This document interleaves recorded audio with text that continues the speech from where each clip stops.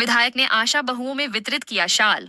देवरिया जिले के रुद्रपुर विधानसभा क्षेत्र के राम लक्ष्मण चौराहे पर स्थित नया प्राथमिक स्वास्थ्य केंद्र पर विधायक जयप्रकाश निषाद ने आशा बहुओं को शाल देकर सम्मानित किया है। यह एक सुंदर पहल है जो आशा बहुओं के योगदान को मान्यता देती है और उनके कार्यों को प्रोत्साहित करती है।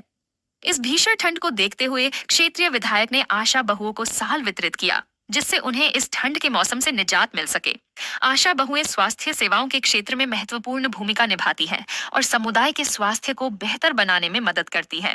माननीय विधायक जी ने सुंदरीकरण का उद्घाटन किया, आप सबने देखा, तो आप सबको यहाँ बुला के सम्मानित करने का माननीय विधायक जी का एक और आशा है कि इस हॉस्पिटल पे जब हमारे डॉक्टर बैठ रहे हैं, सरकार की तरफ से दवाइयाँ उपलब्ध हैं, तो आप सब अपने गांव टोला मजरा पे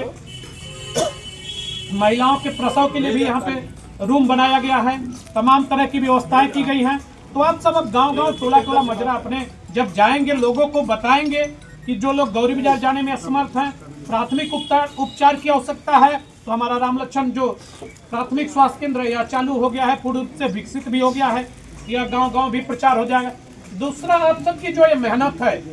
यह वस्त्र केवल अगर आप इसको साल के रूप में देखते हैं तो यह ठंडी काटने का वस्त्र हो जाता है,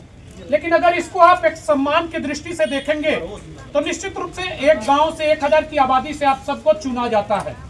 एक गांव से 1000 की आबादी से आप सबको चुना जाता है।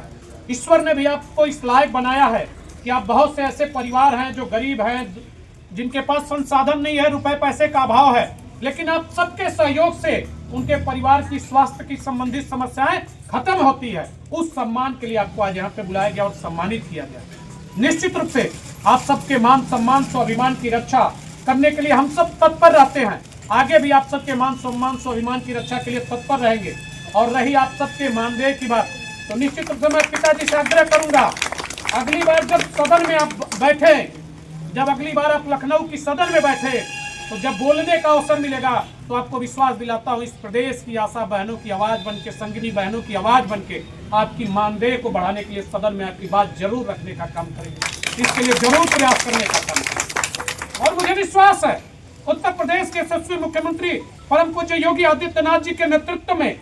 नरेंद्र भाई मोदी के नेतृत्व में, जो आज गाँव हमारे सरकारी हॉस्पिटल भी प्राइवेट हॉस्पिटलों की तरह सुंदर और सुसज्जित दिखते जा रहे हैं, जहां हमारे हॉस्पिटलों पे अच्छे सुसज्जित डॉक्टर बैठने का काम कर रहे हैं। निश्चित रूप से आज जिस तेजी से भारत विकसित राष्ट्र बनने की श्रेणी में जा रहा है, उसमें कहीं कहीं आप सबका, माताओं का बहुत बड़ा योगदान है। एक और चीज आप सबसे कहना चाहता हूं, आप सबका स्वास्थ्य के क्षेत्र में जो योगदान है वह समाज में एक नई क्रांति लाने का काम किया, नई सुधार करने का काम किया। बीच के समयों में हम आप सब देखते थे कि बच्चे बहुत ज्यादा कुपोषित हुआ करते थे,